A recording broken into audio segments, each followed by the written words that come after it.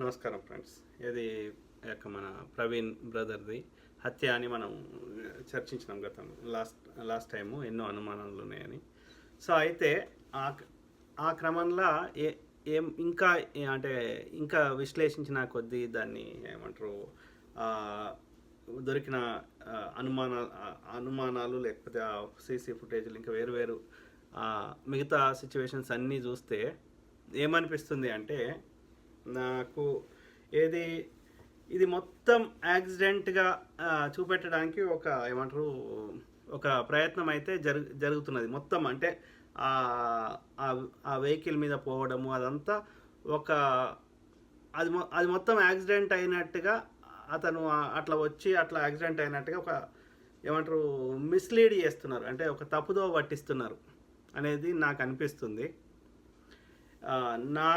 నాకు అనిపించేది ఏంటంటే, ఇప్పుడు ఎక్కడైతే శవం దొరికిందో, డెడ్ బాడీ, అక్కడ కట్టెలు దొరికినాయి, కట్టెల మీద రక్తం మరకలు దొరికినాయి, టీషర్ట్ మీద రక్తంతో కూడిన అడుగు ఉంది. అవన్నీ అది మనం గతంలో చర్చించినాం. కానీ ఎక్కడైతే జరిగిందో అక్కడ కొట్టలేదు, దాడి చేయలేదు అనేది అనుమానం. అంటే అది అనిపిస్తుంది. ఎందుకంటే అక్కడ ఫస్ట్ ఆఫ్ ఆల్ చీకటి ఉంది, అర్ధరాత్రి 11:40 అది. సో అంత అర్ధరాత్రి ఆ ప్రాంతంలో చీకట్లో రోడ్కి కింది భాగంలో కరెక్ట్గా హెడ్ మీద ఆ కట్టెలు తీసుకొని ఇరిగేటట్టుగా కొట్టడము అనేది అక్కడ జరిగితే, అక్కడ మొత్తం రక్తము అంతటా అక్కడ ఎక్కువ రక్తం ఉండేది అక్కడ, ఎక్కడైతే లొకేషన్ ఉందో అక్కడ. సో కాబట్టి నా అంచనా ప్రకారం అది వేరే దగ్గర జరిగింది. వెలుతురున్న ప్రాంతంలో, లైట్లు ఉన్న ప్రాంతంలో అక్కడ దాడి జరిగి అక్కడనే చంపేసారు, వేరే దగ్గరనే చంపేసి, వేరే ప్రాంతంలో చంపేసి ఆ యొక్క శవాన్ని తీసుకొని వచ్చి ఆడ పెట్టి ఆ వెహికల్ మీద వస్తున్న ఆయనలాగా లేడు, వేరే ఆయనలాగా ఉన్నాడు, వేరే ఆయనలాగా ఉన్నాడు, లావుగున్నాడు. అంతకుముందు ఆయన వేరే ఫోటోలు చూపెట్టింది బైక్ మీద, దీనికి చాలా తేడా ఉంది.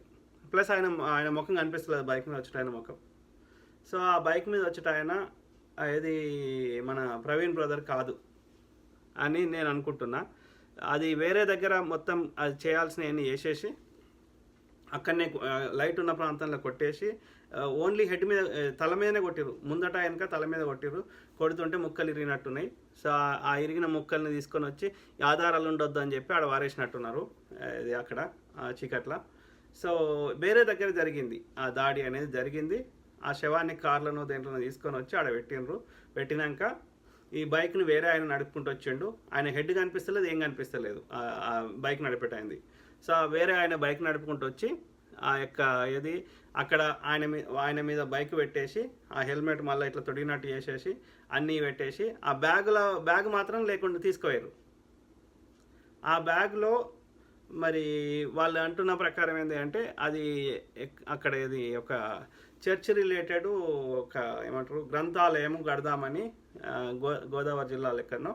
సో దానికోసం 5 కోట్లు ఎవరో ఇవ్వడానికి ఇచ్చిండ్రో, అది డొనేషన్ ఇచ్చిండ్రో సంథింగ్, ఏదో అది 5 కోట్ల వరకు మరి ఆ బ్యాగులు ఉన్నట్టుంది. మరి 5 కోట్లు తీసుకోవడానికే దాడి చేసిండ్రా అనేది ఇది ఇంకో క్వశ్చన్ మార్క్ వస్తుంది. సో అంటే ఈయన ఎక్కడి నుంచి ఎక్కడికి పోతున్నాడు, ఎవరు పైసలు ఇచ్చిండ్రు, ఇవన్నీ కూడా ఆ యొక్క ఎవరైతే ఉన్నారో ఇతనికి అత్యంత సన్నిహితులకే తెలిసి ఉంటుంది. ఇప్పుడు ఈ నైట్ టైంలో ఇతను ఇక్కడి నుంచి ఇక్కడికి పోతుండు అనేది అర్థమైందా. 5 కోట్లు దొంగతనం చేయడానికి కూడా చేసిండ్రేమో తెలియదు. ఓకే, అర్థమైందా. సో కాబట్టి ఇది అట్లా చేసి అది మిస్లీడ్ చేస్తున్నారు. అది ఆ బైక్ నడిపేటాయన ప్రవీణ్ బ్రదర్ కాదు. కాబట్టి ఇవన్నీ వాస్తవాలు రావాలంటే క్లూస్ టీము, ఫోరెన్సిక్, వేరే వాళ్ళకి సంబంధించిన వెంట్రుకలు, బ్లడ్ శాంపుల్స్, వాళ్ళ బట్టల మీద ఉండే ఏదైనా వేరేది, అవన్నీ ఫోరెన్సిక్లో తెలుస్తాయి. ఫోన్ డేటా, ఫోను ఎక్కడెక్కడికి పోయింది, ఇవన్నీ అవి రావాల్సిందే. అట్లనే మా హైదరాబాద్ నుంచి బయలుదేరినప్పటి నుంచి అక్కడ దాకా ఆయన ముఖం క్లియర్ కనిపించే విధంగా ఉన్న యొక్క సీసీ ఫుటేజీలు కావాలి. హెడ్ లైట్ మరి హైదరాబాద్ నుంచి ఉన్నదా, ఎక్కడ పలిగింది అనేది కూడా కావాలి. హెడ్ లైట్ ఎక్కడ ఫస్ట్ నుంచి ఉండి ఎక్కడైతే పలిగిందో అక్కడ దాడి జరిగినట్టు అర్థమైందా? సో జరిగి ఆయన వెహికల్ని వేరే ఆయన నడుపుకుంటూ వచ్చిండు అనేది నా అనుమానం. అర్థమైందా? ఆయన ఎక్కడో వెళ్తున్న ప్రాంతాలని చంపేసి ఆ డెడ్ బాడీని తీసుకొని కార్లో తీసుకొని వచ్చిర్రు. వేరే ఆయన వెహికల్ నడుపుకుంటూ వచ్చిండు. వచ్చి ఎక్కడ దాడి చేసిర్రు అక్కడనే ఆ హెడ్ లైట్ కూడా వలగొట్టి ఉంటారు. సో ఇక ఆడ తీసుకొని వచ్చి ఆయన మీద అట్లా పెట్టేసి రోడ్డు పక్కకి అది న్యాచురల్ యాక్సిడెంట్ లెక్క క్రియేట్ చేస్తుర్రు. ఆ యొక్క వెహికల్ మీద వచ్చింది ఆయన్నే అన్నట్టుగా చేస్తే అది యాక్సిడెంట్ కింద క్రియేట్ అవుతుందని చేసిండ్రేమో అనిపిస్తుంది. ఎవరు చేసిండ్రు, ఏ సంఘాల వారు చేసిండ్రు, అది రాధా మనోహర్ దాస్ చేసిండ్రా, బీజేపీ ఆర్ఎస్ఎస్ వాళ్ళు చేసిండ్రా, లేకపోతే ఈ వేరే పాస్టర్లు చేసిండ్రా, ఇంకోరు చేసిండ్రా అనేది ఆ యొక్క ఇన్వెస్టిగేషన్లో తేలాలి. కాబట్టి పోలీసులు ఎవ్రీడే ఎట్లయితే హాస్పిటల్ హెల్త్ బులెటిన్ రిలీజ్ చేస్తారో అట్లనే వీళ్ళు ఏమేమి ప్రోగ్రెస్ చేసిండ్రు, ఏమేమి ఆధారాలు ఉన్నాయో అవి ఎంత అయితే అంత బయట పెడుతూ దానికి ఎవ్రీడే అప్డేట్ ఇవ్వడానికి పోలీసులు కానీ ప్రభుత్వం కానీ ఎవ్రీడే అప్డేట్ ఇవ్వడానికి ప్రెస్ కాన్ఫరెన్స్కి రావాలని ప్రజలు, దళిత సంఘాలు, క్రైస్తవ సంఘాలు, సామాజిక కార్యకర్తలు, సమాజాన్ని మంచి కోరే వాళ్ళు అందరూ మొండి పట్టి కొట్లాడాలి. అవసరమైతే కోర్టులలో కేసులు వేయాలి, ధర్నాలు చేయాలి. ఇది అంత ఈజీగా వదిలిపెట్టే ఆషామాషి విషయం అయితే కాదు. డెఫినెట్లీ అది ఏమంటారు యాక్సిడెంట్ లైక్ క్రియేట్ చేస్తారు, కానీ know where it is an accident.